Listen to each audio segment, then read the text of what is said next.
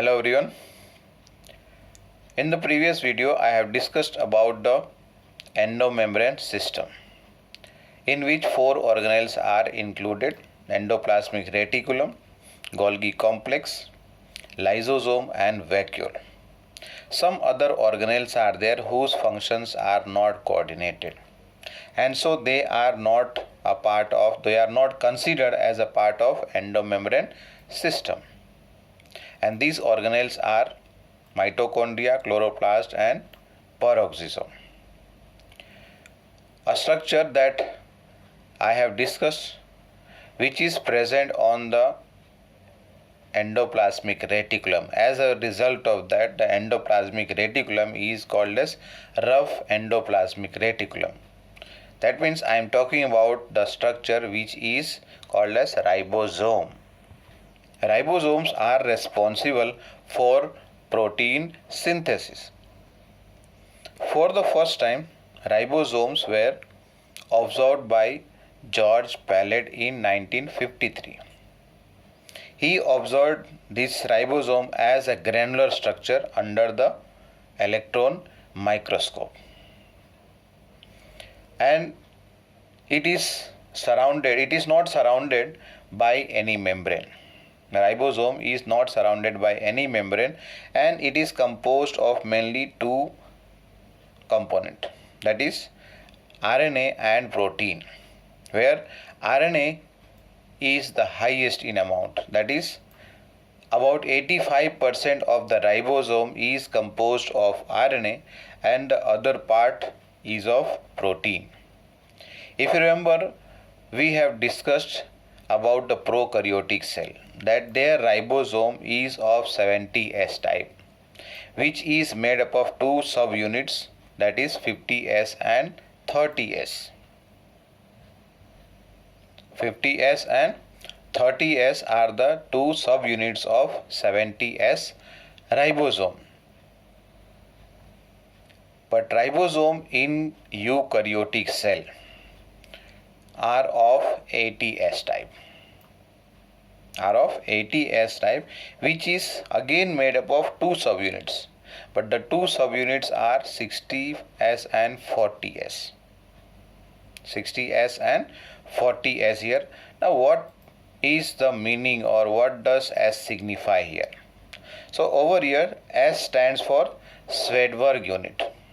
Swedberg's unit, which is a unit that signifies or indicates about the sedimentation coefficient, which is actually an indirect measurement of density. You understand what is density when you divide by mass by volume, that is called as density. So here this is an indirect measurement of density and size. So that means here in case of eukaryotic ribosome, they are heavier than the prokaryotic ribosomes. Now these 60S and 40S subunits are further made up of RNA and protein. Earlier, as we said here, that 85% of the ribosome is made up of RNA. So here in case of the 60S ribosome, 60S subunit of the ribosome over here in eukaryote is made up of three subunits again. One is 5S rRNA, 5.8S rRNA and 28S rRNA, ribosomal RNA. rRNA means what? Ribosomal RNA means the RNA which is present in the ribosome is termed as ribosomal RNA. rRNA means ribosomal here. Small r is ribosomal. In case of the subunit 40S, it has only one type of rRNA, that is 18S rRNA. But both of them again, along with the rRNA, they are having proteins. So that means once again I am repeating here, 60S subunit of eukaryotic ribosome is made up of rRNA plus 50 different kind of proteins. And here rRNA are of three different kinds. One is 5S, another one is 5.8S and the third one is 28S. whereas 40S subunit of the ribosome of eukaryote is made up of one rRNA, that is 18S rRNA, and plus 30 different kinds of protein make up the 40S subunit of eukaryotic ribosome. As a whole, when they unite together, that becomes 80S. Again, S meaning is what? Swedberg's unit, which indicates or which tells us about the sedimentation coefficient, which is an indirect measurement of density and size. Now coming to the next topic, semi-autonomous cell organelles. Semi-autonomous cell organelles means what over here? That these organelles, I am going to discuss here about mitochondria and chloroplast. Mitochondria and chloroplast, both of which, why they are called as semi-autonomous? Because they have their own DNA and they have their own RNA, and because of that they can perform, they can control some of the functions by themselves because of the presence of DNA and RNA over here. Let us see first of all how or what is mitochondria. Now mitochondria is a sausage shape or otherwise cylindrical organelle, either sausage shape or otherwise cylindrical shaped cell organelle, which has a diameter of 0.2 to 1 micrometer and a length of 1 to 4.1 micrometer. Now here, in case of diameter, what I mentioned here, 0.2 to 1 micrometer in diameter, average somewhere 0.5 micrometer on an average, and the length is 1 to 4.1 micrometer. And these mitochondria cannot be seen in the or with the help of microscope. They have to be stained, and that also for seeing them or observing the mitochondria under the microscope, there is a special kind of staining technique. Special kind of stain is applied so that it is able to take up the stain and become colored, and then only it will be visible under the microscope. That's why here they are visible only when specifically stained under the microscope. Now each of these mitochondria, see, mitochondria is plural form. When we write mitochondrion, we are talking about the singular form. So here each of these mitochondrion are bounded by a membrane, and that also double membrane here. Each mitochondrion is bounded by a double membrane. As the name suggests, double means what? One of them will be outer, the other one will be inner one. So outer membrane over here, it forms a continuous boundary of the organelle.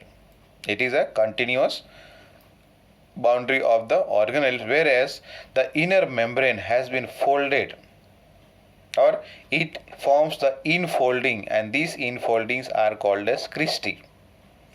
And when this cristae is formed by infolding of the inner membrane, the structure over here is called as cristae, which increases the surface area of the inner membrane. Now if you consider this figure, two figures are there, both of them are of mitochondria only. When you take up the inner membrane, these are folded, you can see here. When you take up one end, let us say cut from here, and then we hold the two ends, what will be the surface area? And if you take up the outer boundary, this is a continuous layer which will be having very less surface area. So that means here the inner membrane has been folded, or otherwise it forms an infolding, and this infolding form is called as cristae. This infolding formed is called as what? Cristae, which increases the surface area of the inner membrane, where certain changes or certain processes take place, which we will be discussing little later when we come to chapter number 14 about respiration in plant. Over there we will be discussing about the process of energy synthesis, or otherwise how energy is made or how energy is formed. You have studied about the ATP in case of aerobic and anaerobic respiration. So the energy formation takes place over here in the mitochondria, and due to that mitochondria is also called as powerhouse of the cell. Let us first see the structure of the mitochondria. If you see, look into this first figure here. Outer membrane is a continuous layer. Inner membrane has been folded in order to form the cristae. Now inside this, inside the inner membrane, whatever the area or the region is there, that region is called as matrix. Let us see the leveling here. Outer membrane, this is the inner membrane. Now in between the inner and outer membrane, some space is left. So that is called as intermembrane space. And then the cristae over here, the folding that is formed by the infolding of inner membrane.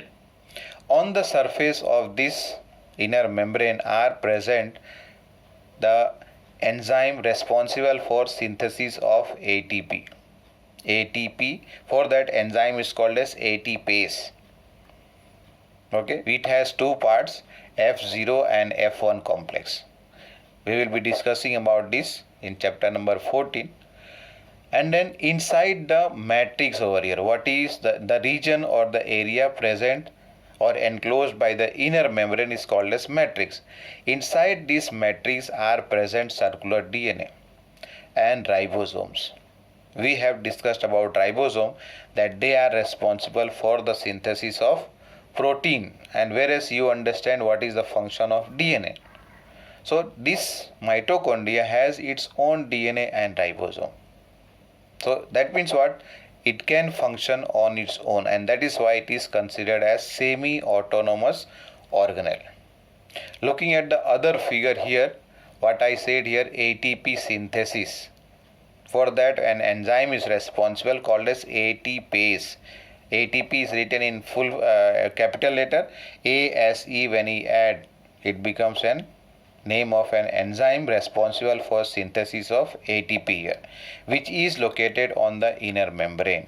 And also on the inner membrane are present some, you can say, the electron transporters are there, which are collectively called as electron transport chain. Coming to other parts that we have observed in the first figure are similar here. And inside the matrix, what I said, ribosome and circular DNA they have. That is, the mitochondria is having circular DNA and ribosome present in the matrix. So here all this I have already discussed. You know about the ribosome, what function it has. But here one thing we have to note down, that the ribosome that is present inside the mitochondria are of 70S type, which is present in prokaryote. And the ribosome which is present in the cytoplasm of eukaryotic cell, that is 80S. Cytoplasmic ribosomes are 80S. But the ribosome which is present here in the mitochondria, and also in the next topic what I am going to discuss, the plastids or chloroplast, over there also they have 70S type of ribosome. Coming to the next over here, what I have discussed, that the two membrane, they divide the organelle into two distinct compartments, that is the outer compartment and the inner compartment. Outer compartment, what I said here, intermembrane space, and here inner compartment means the matrix, inside which, what I said, circular DNA and ribosomes are present. That is the matrix which is called as inner compartment. Both the membranes have their own specific enzymes associated with their function. As I mentioned here about the inner membrane, where what happens, ATP synthesis takes place, and also it has electron transporters, and as a result of that combinedly they are called as electron transport chain. What is the importance of mitochondria? I have mentioned about the powerhouse of the cell. mitochondria is called as what? Powerhouse of the cell. Why it is called as powerhouse? Because it is responsible for the generation of ATP energy. It is responsible, or it is the site for aerobic respiration. And during aerobic respiration, it produces the ATP. And you know ATP is the energy currency for a cell. Whatever energy is available, that is stored in the form of ATP. Whenever there is a requirement of energy, ATP is broken down and energy is used up. Mitochondria also have ability to divide by fission. Like bacteria divide by binary fission, very similar to that, mitochondria also can divide by fission. The second organelle, that is semi-autonomous organelle, is plastid, which is found only in plant cells and also in case of euglenoids. If you remember euglenoids, they have autotrophic and also heterotrophic mode of nutrition. Generally they are autotrophic, but when they do not get the supply of sunlight, that means they don't sunlight is not available to them, at that time they turn to heterotrophic.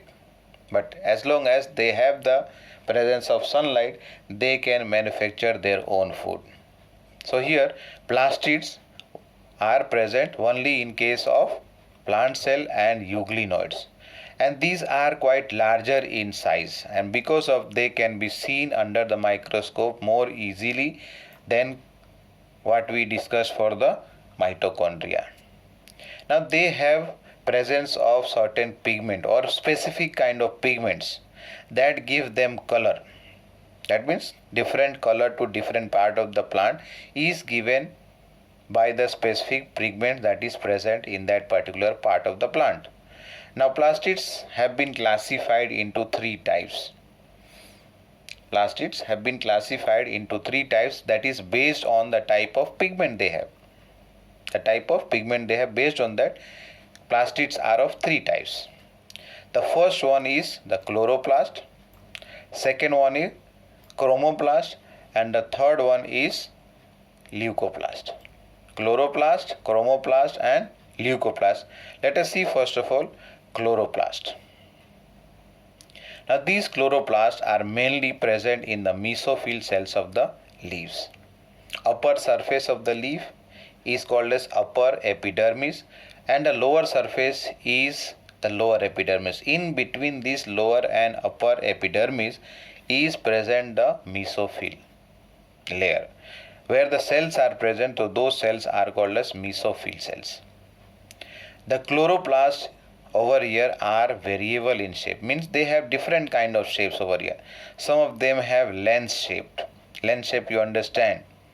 In the center it will be little thicker, on the margin it will be thinner. Oval shape, spherical shape, disc like shape, discoid, and then ribbon like. And they are having variable length even, somewhere ranging between 5 to 10 millimeter. Earlier we have discussed about micrometer, here we are talking about millimeter, and the width is somewhere in between 2 to 4 millimeter. The length over here, variable length, instead of millimeter actually it should be micrometer here. 5 to 10 micrometer, and the width is 2 to 4 micrometer. The number varies over here from 1 per cell, means 1 chloroplast per cell in case of a green algae which is named as Chlamydomonas, single celled algae. Single celled algae which is a green algae, chlorophyceae if you remember. It has only 1 chloroplast per cell. And in case of plant cells, let us say here 20 to 40 chloroplast per cell in the mesophyll layer. The chloroplast over here contain chlorophyll, and also carotenoid pigment. Means chloroplast contain two different kind of pigment over here. One is called as chlorophyll, the other one is called as carotenoid, which are responsible for trapping light energy, which is essential for the photosynthesis process to continue. So unless and until this light energy is absorbed or trapped, further process of photosynthesis will not be taking place, which we will be discussing later on in 13th chapter. The chapter itself is for photosynthesis, where we will be discussing in detail as to how photosynthesis takes place. You have studied in your earlier class in very compact form as to how photosynthesis takes place. We have to study about photosynthesis in more detail here. Now, like the mitochondria, chloroplast also are having double membrane, the outer and the inner membrane, where the inner membrane is less permeable. Now, inside the inner membrane, it encloses the space which is called as stroma. Over here in this figure, if you note down, the outer one over here, outer membrane and inner membrane. Inside the inner membrane, whatever space is there, that is called as stroma. Now, inside this stroma are present some structures, what you can see over here, stacked pile of thylakoids.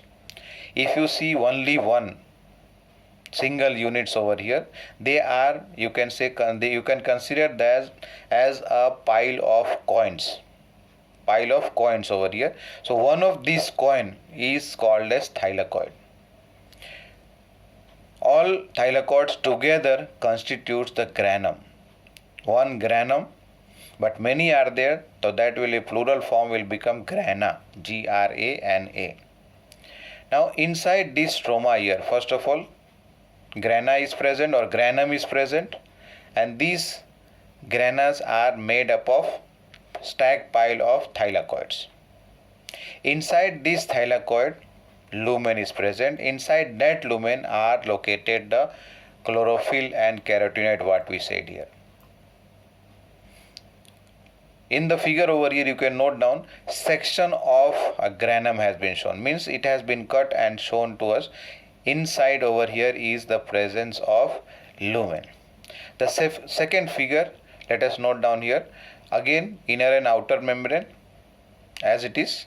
Now inside or in between over here, the outer and inner membrane, there is a fluid filled space. And inside the inner membrane is the stroma. In the stroma are located the thylakoids, single thylakoids, but when we consider the whole group or the stacked pile of thylakoid, then that will be called as grana. Over here, granum, whole thing over here, one unit is granum. One, this is second one, third one, fourth one, like that, so many are there. And there are some other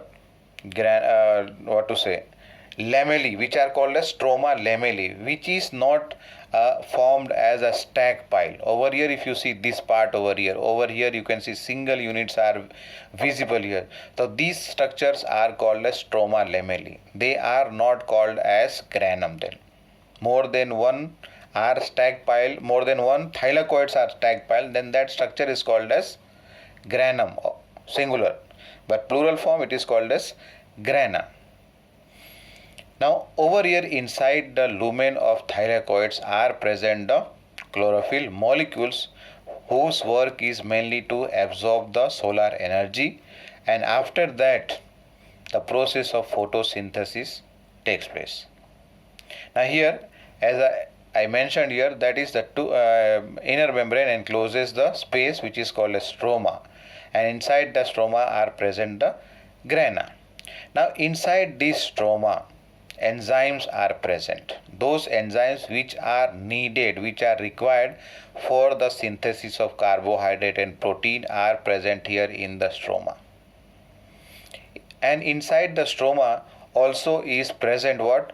DNA and ribosome, as we had discussed in case of the mitochondria.